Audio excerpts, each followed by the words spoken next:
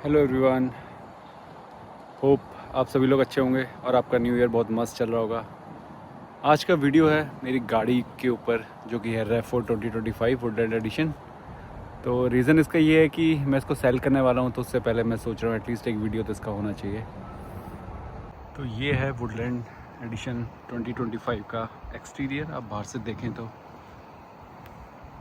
कुछ ऐसी दिखाई देती है। ये इस पर कोई और कलर ऑप्शंस भी होंगे, पर ये जो ग्रीन कलर है ये एकदम इसके लिए यूनिक है और ये ऐसी गाड़ियाँ बहुत कम है रोड पे। और ये लगता है कि आप इसको वुडलैंड का मेनली जो ट्रिम है वो ऑफ रोडिंग के लिए बनाया गया था और ये ऑफ रोडिंग वाली गाड़ी लगती है। तो आइए अंदर से देखते हैं इसका इंटीरियर और इसमें क्या क्या ऑप्शंस आपको मिलते हैं। सबसे पहले तो इसमें आपको ये ब्लाइंड स्पॉट मॉनिटर मिलता है इसके मिरर पे, और मोस्टली जो सबसे मेन हमें कनाडा में चाहिए होता है वो फीचर होता है हमारा मेनली हीटेड स्टीयरिंग, जो कि इसमें आपको अवेलेबल है, और हीटेड सीट्स भी अवेलेबल है दोनों, ड्राइवर एंड पैसेंजर। और बाकी तो कोई ऐसी खास इसमें चीज़ें है नहीं जो बाय डिफ़ॉल्ट टोयोटा की गाड़ियों में होती हैं, सारी वही हैं। इसमें ऑटोमेटिक हेडलाइट्स है और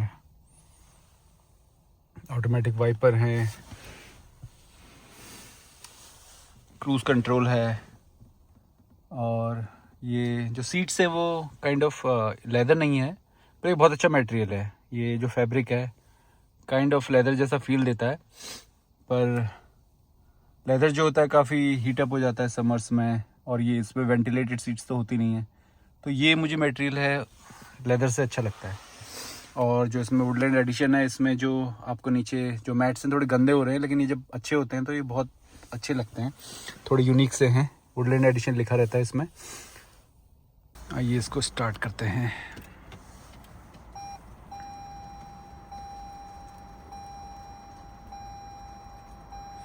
तो अभी इसका दरवाज़ा ओपन है तो ये थोड़ी साउंड कर रहा है।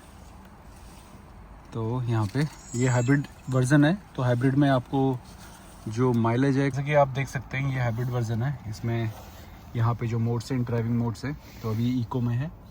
तो इको के बाद अगर ये नॉर्मल में आप कर सकते हैं नॉर्मल, तो नॉर्मल में ये जो ग्रीन कलर है वो हट जाता है और ये स्पोर्ट्स मोड होता है इधर को। तो स्पोर्ट्स मोड में ये जो यहाँ पे है रेड आ जाता है, जो इसका जो आर्क है, तो इससे आपको पता चलता है कि स्पोर्ट्स मोड है। और अगर मैं इसको इको पे लेके जाता हूँ तो ये ग्रीन हो जाता है, और जब ईवी में चल रही होती है तो ईवी वाला साइन आ जाता है टॉप में, और यहाँ पे मॉनिटर में आपको दिख जाता है इनकेस आपके डोर्स ओपन हैं तो। और एक यहाँ पे केवल ईवी मोड है और एक ट्रेल मोड है। ट्रेल मोड आप अगर इसको ऑफ रोड में लेके जाते हैं तो ये थोड़ा सा आपको सपोर्ट देता है। और जो ईवी मोड है, इसमें गाड़ी ईवी ओनली में चलती है, लेकिन इसके लिए आपको 20 किलोमीटर से नीचे की स्पीड रहनी चाहिए आपकी, तभी ईवी पे चल सकती है वो, नहीं तो ऑटोमेटिक वो नॉर्मल में आ जाती है। बाकी जो इसमें पार्किंग ब्रेक है वो भी डिजिटल है, वो हैंड ब्रेक वाला नहीं है। इससे पहले मेरे पास 2013 RAV4 ही थी, वो भी एक्सएलई मॉडल था। तो मुझे RAV4 काफ़ी अच्छी लगती हैं, एक भरोसा हो जाता है गाड़ी पे, तो वैसा सा कुछ है। तो मैंने जो नई गाड़ी ली वो भी मैंने सोचा कि टोयोटा पे ही जाया जाए। और यहाँ पे रियर सीट्स पे देखें तो काफ़ी अच्छा स्पेस है और काफ़ी अच्छा सपोर्ट है। जैसे मैं 5'10" हूँ, तो मैं जब बैठता हूँ तो काफ़ी अच्छा स्पेस यहाँ पे देखो आपको मिल जाता है। तो आप 6 फीट तक भी हैं तो इसमें ईजिली आप बैठ सकते हैं। और इसके अलावा इसमें जो ड्राइवर साइड पे जो ऑप्शंस है, ये देखो ये बीप कर रही है क्योंकि की नॉट डिटेक्टेड। अगर मैं चाबी लेके बाहर जाऊंगा तो ये की नॉट डिटेक्टेड आएगा इस पर। इसमें ड्राइवर साइड आपको लंबर सपोर्ट भी मिल जाता है और आप हाइट भी एडजस्ट कर सकते हैं। और ये आपका सीट के लिए, ये आगे भी अप एंड डाउन करने के लिए, ये हाइट के लिए, इससे आप हाइट ऊपर नीचे कर सकते हैं। मुझे बहुत अच्छा लगता है, थोड़ा टॉप से अच्छा व्यू आता है। ये आपका लंबर सपोर्ट के लिए है। ये जो लंबर है यहाँ पे आपको कुशनिंग मिलती है इससे थोड़ी और ज़्यादा। और अब देखते हैं इसका बूट स्पेस। इसका बूट स्पेस काफ़ी बढ़िया है, बहुत जगह है यहाँ पे। अगर आप इसकी सीट्स फोल्ड कर देते हैं तो आप इसमें बहुत सारी चीज़ें रख सकते हैं। और विदाउट अगर सीट अप भी हैं तो भी बहुत ज़्यादा स्पेस होता है, क्योंकि इसकी हाइट है। तो बहुत सारी चीज़ें मैं लेके जाता हूँ जो बाकी गाड़ियों में नहीं आती हैं। और इसमें जो नीचे यहाँ पे एक और ऑप्शन है, यहाँ पे ये लोग टायर देते हैं, तो आप टायर और थोड़ी बहुत चीज़ें रख सकते हैं। और ये जो इसका बूट है वो भी ऑटोमेटिक है, इसमें पुश कुछ नहीं करना होता, आपको जान नहीं लगानी होती, automatic one touch open and close है। और इसको आप आगे से भी इसको ओपन एंड क्लोज़ कर सकते हैं। यहाँ पे इसका बटन है, ये बटन है, इससे आप ये बूट ओपन कर सकते हैं। सेम ये जो हमारे जैसे पेट्रोल का जो आउटिंग जो कवर होता है बाहर का, वो ओपन करने के लिए। और ये जो है आगे का जो हमारा बोनट है उसको ओपन करते हैं। तो ये है इसका हाई लेवल। और अगर आप मार्केट में हैं और अगर आपको टोयोटा पसंद है तो ये जो व्हीकल है ये काफ़ी अच्छा है। RAV4 तभी ऐसी ही नंबर 1 गाड़ी नहीं है ये, बहुत लोग इसको चाहते हैं, बल्कि इसमें 6-8 महीने की वेटिंग होती है, लेकिन लोग वेट करते हैं इसका पेशेंटली। और ऐसा नहीं है कि वेटिंग है तो उसको छोड़ दें, तो कुछ तो होगा इस गाड़ी में बाकी गाड़ियों के कंपैरिजन में। बहुत ही रिलायबल है, 10-10 साल 15-15 साल पुरानी गाड़ियाँ भी ऐसे चलती हैं, ऐसे एकदम नई गाड़ी है। अब चलिए चलते हैं। इसका मैंने बोनट ओपन किया है, इसका इंजन यहाँ पे है और ये सारा कंपार्टमेंट है, फ्रंट कंपार्टमेंट आप देख सकते हैं। थोड़ा सा पुरानी गाड़ियों से थोड़ा अलग है। पुरानी वाली मैं देखता था तो काफ़ी चीज़ें बहुत इजीली दिख जाती थी, इसमें थोड़ा वायरिंग मुझे ज़्यादा लग रही हैं, तो थोड़े सेंसर्स इसमें ज़्यादा हो जाते हैं जो आजकल की नई गाड़ियाँ हैं। वो थोड़ा रिस्की भी है, अगर कभी जैसे आपकी गाड़ी को कुछ इशू आते हैं तो जो रिपेयर कॉस्ट है वो बहुत ज़्यादा बढ़ जाता है पुरानी गाड़ियों के हिसाब से।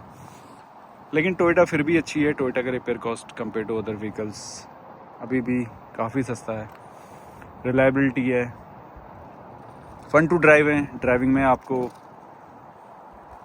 बहुत मज़ा आएगा इसको। ये 2.5 लीटर इंजन है, टर्बो चार्ज नहीं है ये वाला, तो इसमें आपको उसकी भी ज़रूरत नहीं है प्रीमियम ऑयल की, आप नॉर्मल गैस डाल के भी इसको चला सकते हैं। बाकी ये इसका जो सेंट्रल मॉनिटर है, ये इस पे अभी मैं एप्पल कारप्ले यूज़ कर रहा हूँ, क्योंकि मेरे पास एप्पल डिवाइस है। आप इसमें एप्पल कारप्ले और एंड्रॉयड कारप्ले यूज़ कर सकते हैं, वो भी वायरलेस, बिना मेरे डिवाइस पे कोई केबल नहीं लगी रहती है, तो ये इसका बेस्ट पार्ट है। बाकी इसमें आपको ये रिवर्स कैमरा भी है, रिवर्स कैमरा जो बहुत ज़रूरी है आजकल के टाइम पे। जैसे मैं रिवर्स गियर करता हूँ तो ये आपका रिवर्स कैमरा है, ये स्टार्ट हो जाता है, और जैसे ही इसको दोबारा से रिवर्स से हटा लेता हूँ तो फिर आप दोबारा से एप्पल कारप्ले में पहुँच जाते हो।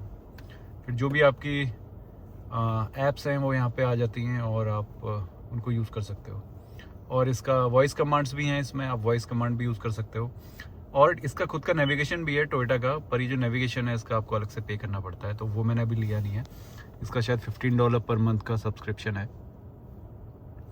तो अगर आपके पास फ़ोन है उसमें गूगल मैप्स हैं तो ज़्यादा उसकी ज़रूरत होती भी नहीं है। और फिर मैंने यहाँ पे ये एक फ्रंट डैश कैम लगाया हुआ है, क्योंकि इन केस एक्सीडेंट्स के टाइम पे इंश्योरेंस क्लेम के लिए आपको ईजी रहता है। मैं उतने अच्छे से लगा नहीं पाया इसको, क्योंकि मैंने जो केबल ली है वो ऐसे आउटिंग में बाहर से ही है, नहीं तो कितने लोग इसको जो आउट फ्रंट का रबर है उसके अंदर से लेके लाते हैं तो बिल्कुल पता भी नहीं चलता है।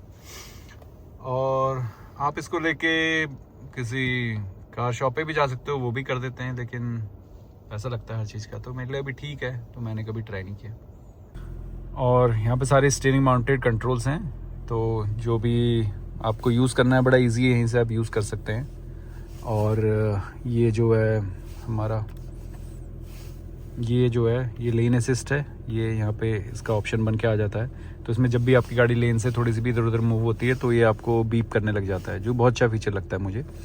और फिर दूसरा ये यहाँ पे जो है हमारा ये रेडार क्रूज एक्टिव है, तो इसमें ये गाड़ी ऑटोमेटिक जो भी आपकी सेट स्पीड है उसमें चलती है, और इनकेस आगे आपको कोई दूसरा व्हीकल आता है तो अपने आप स्पीड रिड्यूस कर लेती है, और अपने आप रिड्यूस्ड स्पीड है उसको इंक्रीज़ भी कर लेती है जैसे ही आगे खाली रहता है।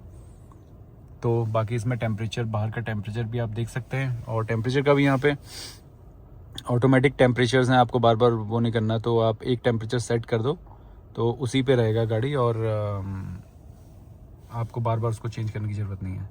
और फिर जो ये वाला ऑप्शन होता है, इसमें आपका व्हीकल से डिस्टेंस आप बता सकते हैं, जैसे वो ब्लू आइकन हुए तो ये शायद ऐसे रहता है कि 2 कार्स का डिस्टेंस है, 1 कार का डिस्टेंस है, 3 कार का डिस्टेंस है, ऐसे करके क्रूज़ कंट्रोल में। बाकी इससे आप स्पीड जो है कम ज़्यादा कर सकते हैं, ये सेट प्लस माइनस से, और इससे दोबारा से इसको क्लोज़ कर सकते हैं आप, और दोबारा से इसको प्रेस करेंगे तो ये लेन असिस्ट भी ऑफ हो जाएगा। मुझे जो इसका एवरेज आता है वो समर्स में आता है 7 लीटर पर 100 किलोमीटर, और विंटर्स में अराउंड 8 तक पहुंच जाता है, 7.8 to 8, क्योंकि विंटर्स में थोड़ा हीटिंग ज़्यादा लगती है व्हीकल्स में, और विंटर टायर्स भी शायद थोड़ा माइलेज कम कर देते हैं। तो ये है इसका ओवरऑल। बाकी ये जो पहला बटन है, इससे जो हमारा ये डैश कैम है, जो फ्रंट क्या कहते हैं इसे, जो क्लस्टर है, इंस्ट्रूमेंट क्लस्टर, उसकी लाइट कम ज़्यादा होती है, तो आप अपने अकॉर्डिंग से सेट कर सकते हैं। बाकी फिर ये ऑटोमेटिक हेडलाइट है, तो ये जैसे ही अगर आगे से व्हीकल आता है तो अपने आप लाइट लो लाइट हो जाती है, और जैसे व्हीकल नहीं होता है तो हाई बीम आपकी वो करता है, हाई बीम मारता है। और ये जो है ये ऑप्शन है, तो जिसमें भी लाइट्स जली रहती है इसका मतलब एक्टिव है। ये जो ऑप्शन है, ये जो हमारा ये जो बैक साइड पे जो रियर विंडशील्ड है, रियर विंडशील्ड ही कहते हैं शायद उसे, तो उसकी हीटिंग करता है। और बाकी जो यहाँ पे हैं ये फ्रंट और रियर, ये उसको एयर पुश करते हैं, इनकेस आपको जैसे फॉग और कुछ हो जाता है तो यहाँ से एयर पुश करके वो चीज़ सही हो जाती है। और बाकी ये जो है, इससे जो बैक में भी एक जगह यहाँ पे एसी का स्लॉट है, जिससे हवा आती है बैक वालों के लिए, वो आप क्लोज़ कर सकते हैं, वहाँ से एसी नहीं की हवा नहीं आएगी। बाकी ये फ़ैन के लिए, फ़ैन आपको स्पीड कम ज़्यादा करनी हो तो फ़ैन की। बाकी इको हीट कूल है। इको हीट कूल का मतलब होता है कि जब आप इको हीट कूल में रखते हैं तो ये थोड़ा आपको माइलेज अच्छा आता है, क्योंकि एकदम से हीट और कूल नहीं करता है, ये थोड़ा सा गाड़ी को पहले गर्म होने देता है, उसके बाद हीट और कूल इनिशिएट होती है। तो आपको एकदम से चाहिए बैठते ही, तो आपको ये चीज़ ऑफ करनी पड़ेगी। तो वीडियो बनाने का एक और मकसद है कि इससे पहले जो मेरे पास 2013 RAV4 थी, उसका मेरे पास कोई भी हिस्ट्री नहीं है, मेमोरी नहीं है, फ़ोटोज़ तो हैं पर वीडियो नहीं है। अगर मैं कभी देखना चाहूँ तो जब आप वीडियो बनाते हैं और उसको यूट्यूब में आप अपलोड कर देते हैं, तो जब भी आपका मन करे, आपको पुरानी यादें देखनी हो या किसी के साथ शेयर करनी हो, तो आप शेयर कर सकते हैं। भले ही आपका चैनल मोनेटाइज ना हो रहा हो, आपको पैसे ना मिल रहे हो, लेकिन क्या फ़र्क पड़ता है, आपकी यादें तो उसमें हैं। आपको अलग से उसके लिए मेमोरी तो नहीं लेनी, वो बहुत बड़ी बात है। इसके जो हमारे टायर के रिम्स हैं वो भी डिफरेंट है, मार्केट में ऐसे रिम आपको किसी भी गाड़ी में नहीं मिलेंगे। ये इसका kind of unique USP type है, और जो ये बहुत अच्छे लगते हैं। और ये जो फैक्ट्री फिटेड, अभी तो इसमें विंटर टायर्स है, लेकिन जो ओरिजिनल इसके साथ टायर आए थे वो भी क्या कहते हैं ऑफ रोड वाले आए थे, जो कि बहुत अच्छे टायर हैं। और वैसे ये एक्सेली ट्रिम ही है। एक्सेली ट्रिम में इन्होंने कुछ एडिशनल चीज़ें ऐड की थी, जैसे इसमें एक तो रिम्स हो गए, फिर इसमें शायद ये शॉकर्स हैं वो थोड़े ट्रेल ज्योमेट्री वाले हैं, और जो रूफ रैक है ऊपर आप 2 ने वो दिए थे जिससे आप सामान रख सकते हो। मैंने भी निकाले हुए हैं, उससे थोड़ा सा माइलेज थोड़ा इशू आता है। तो जब आपको ट्रैवलिंग करनी हो, किसी ट्रिप में जाना हो, लगेज ऊपर रखना हो, तो उनको मैं ऐड कर देता हूँ, नहीं तो उनको हटा लेता हूँ।